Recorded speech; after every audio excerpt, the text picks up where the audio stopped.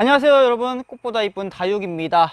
오늘은 이제 저번 영상에서 이 다육식물 분갈이 시기에 대해서 말씀드렸어요. 저희 같은 경우는 오랜 기간 분갈이를 안 한 아이들이 많이 있다 라고 이제 말씀을 드렸더니, 이제 많은 분들께서 이렇게 오랜 기간 분갈이 안 하셨으면은 다육식물은 따로 뭐 영양제를 주시는 건가요? 하고 이제 여쭤보시는 분들이 좀 많이 계시더라고요. 아무래도 이렇게 5년, 10년 분갈이 안 했는데 과연 그게 괜찮을까? 영양제를 따로 주는 걸까? 하고 궁금해 하실 수 있을 것 같아서, 오늘은 이 꽃보다 이쁜 다육 농장에서 어떻게 이렇게 오랫동안 분갈이 안 한 다육 식물들한테 따로 영양제를 주는 것인가? 이거에 대해서 함께 다뤄보려고 합니다. 다만 이것도 이제 예전에 다육식물 이 영양제에 대해서 좀 다루면서 예전에 좀 다룬 영상이 있는데, 그래서 오늘은 좀 짧게 해서 좀 길게 설명하는 것보다는 여러분들께 좀 요점만 설명드리면서 가려고 합니다. 다육식물 보여드리면서 설명해 드릴 테니까 바로 다육식물 만나러 가보도록 하겠습니다. 자, 우선은 결론만 놓고 말씀드리자면은 저희 농장 같은 경우는 사실 영양제를 선호하지 않습니다. 영양제를 거의 주지를 않아요. 지금 이 앞에 있는 게 방울복랑이라고 하는 그런 다육식물인데, 굉장히 좀 크게 자라 있는 모습이에요. 목대도 이렇게 도톰하니 형성이 돼 있고, 또 이 분야에서 상당히 오랜 기간 이 분갈이 안 하고 자라온 다육식물인데, 그럼에도 불구하고 전체적인 건강 상태는 매우 좋습니다.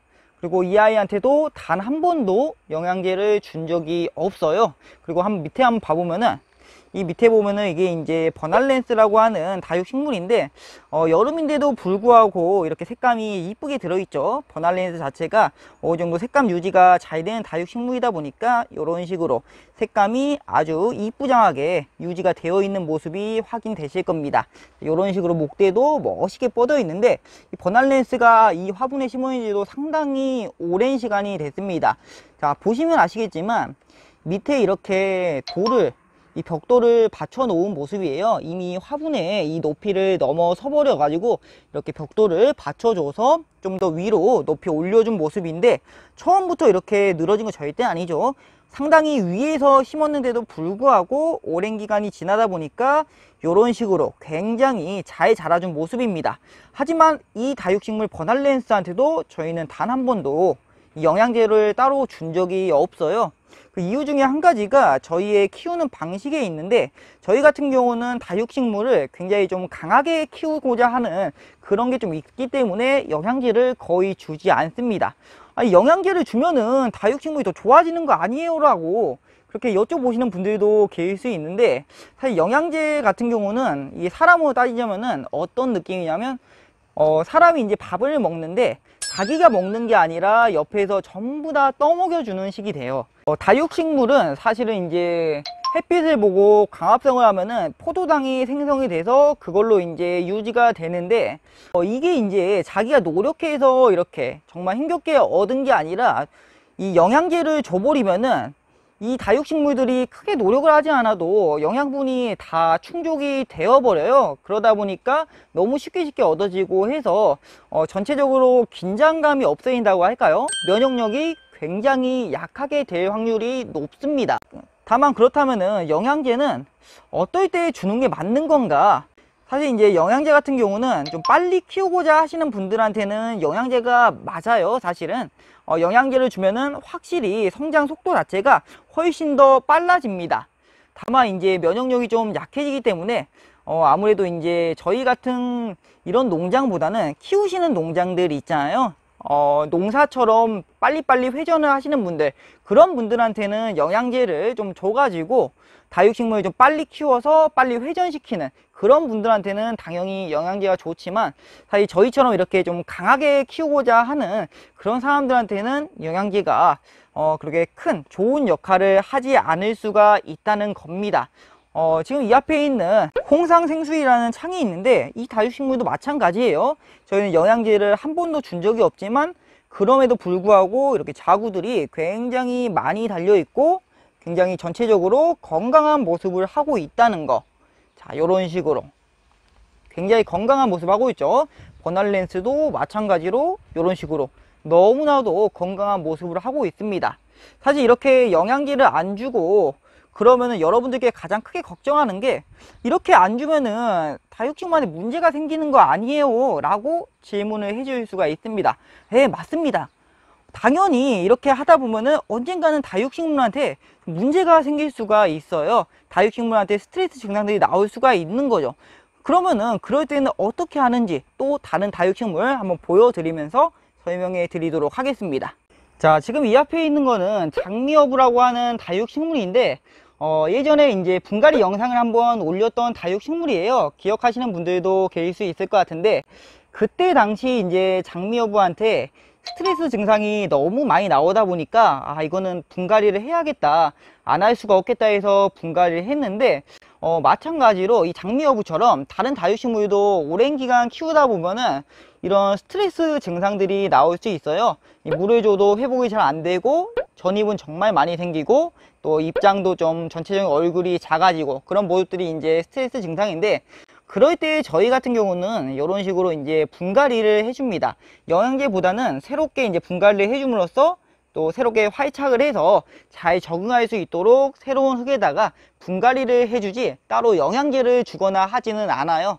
그래가지고 이런 식으로 지금에 와서는 이렇게 굉장히 건강한 상태로 잘 자라 주었다는 거. 이 중간중간 보시면 아시겠지만 자구들이 굉장히 많이 생겼습니다. 뿌리 활착이 굉장히 잘 됐다는 증거겠죠. 보면은 이런 식으로 중간중간 아주 그냥 아가들이 굉장히 많이 나와 있는 모습이 보여지고 있어요. 그래가지고 이런 식으로 분갈이를 해가지고 스트레스 증상이 있는 아이들은 분갈이를 해서 다시 새롭게 적응할 수 있게 만들어 준다는 거. 다만 이제 여러분들 중에서도 그래도 영양제를 좀 주고 싶으시다, 다육식물을 좀 크게 키우고 싶고 빨리 키우고 싶으시다 하신 분들은 몇 가지만 좀 주의해 주시면 좋을 것 같습니다. 이제 첫 번째로는 계절적으로 영양제 같은 경우는 봄, 가을에 주는 게 가장 좋아요. 여름하고 겨울 같은 경우는, 여름에는 우선적으로 다육식물이 굉장히 힘들어하는 그런 시기다 보니까 영양제를 미리 줘 놓으면은 이 면역력이 약해져서 여름철에 굉장히 좀 잘 죽을 수가 있고, 겨울철에는 이제 햇빛이 많이 부족하죠. 그럴 때에는 웃자람이 굉장히 많이 될 수가 있습니다. 그리고 이제 또 한 가지로 가정에서 여러분들이 키우는 환경을 잘 생각하셔야 돼요. 키우시는 환경 자체가 굉장히 좀 햇빛이 부족한 환경이거나 햇빛이 약간 들기는 해도 그럼에도 완벽하게 들지 않는다 하시는 분들께서는 영양제를 추천해 드리지 않습니다. 영양제는 처음에도 말씀드렸다시피 자라게 하는 역할을 해요. 빨리 자랄 수 있게 만들어 주는데, 그렇게 좀 햇빛이 부족한 환경에서는 자라는 게 정상적으로 자라는 게 아니라 굉장히 웃자랄 수 있기 때문에 그런 분들한테는 추천해 드리지 않고, 아무래도 햇볕이 충분하고 여러분들께서 좀 빨리 키우고 싶으신 분들, 그런 분들은 이렇게 봄, 가을에 조금씩 주시면 좋을 것 같습니다. 자, 그리고 이제 마지막으로, 이건 예전에 이제 저희가 영양제 영상에서도 말씀드린 적이 있는데, 여러분들께서 아파트이시라면 베란다 안이 아니라 베란다 밖에 거리대나 이제 주택 같은 경우는 노지에서 노숙시키는 분들, 그런 분들께서도 아무래도 햇빛을 충분히 보고 바람 맞고 비 맞고 하는 그런 다육이들이다 보니까, 그런 다육식물들은 영양제를 한두 번씩 그렇게 주시면은 도움이 될 수 있습니다. 예를 들어서 이 분갈이를 굉장히 오랫동안 안 했는데 당장 분갈이를 못하는 아이들, 그런 아이들한테도 도움이 될 수가 있고요. 다만 이제 영양제 주실 때 여러분들께서 너무 많이 주시지 마시고 조금씩만 주시는 거 좀 추천해 드리고요. 너무 많이 주면은 오히려 도움이 안 되고 웃자라거나 그럴 수 있기 때문에 면역력이 약해지고 안 좋을 수 있기 때문에 어느 정도 적당량을 정해서 주시는 게 좋을 것 같습니다. 자, 오늘 이렇게 영양제에 대해서 말씀을 드려봤는데, 이제 아무래도 영양제 같은 경우는 다육식물 면역력을 약하게 만들 수 있기 때문에 저희 입장에서는 크게 추천을 해드리지는 않습니다. 그냥 햇빛을 좀 많이 보면서 그렇게 해야지 강한 면역력을 얻을 수 있기에, 저희 같은 경우도 영양제보다는 이 스트레스 증상이 많이 나온 다육식물들 같은 경우 분갈이를 해준다는 거. 다만 이제 저희는 여러분들께 정보들을 좀 알려드리고 좀 제시를 해드릴 뿐이지 결국은 판단은 여러분들이 하시는 거예요. 그래서 이제 여러분들께서 여러분들의 환경에 맞추어서 잘 판단을 하시기를 바라겠습니다. 자, 어쨌든간 오늘은 이렇게 해서 영상 한번 마무리 해보도록 하겠습니다. 오늘도 시청해주셔서 너무 감사드리고 오늘 하루도 행복 가득한 하루 보내시기를 바라겠습니다. 감사합니다.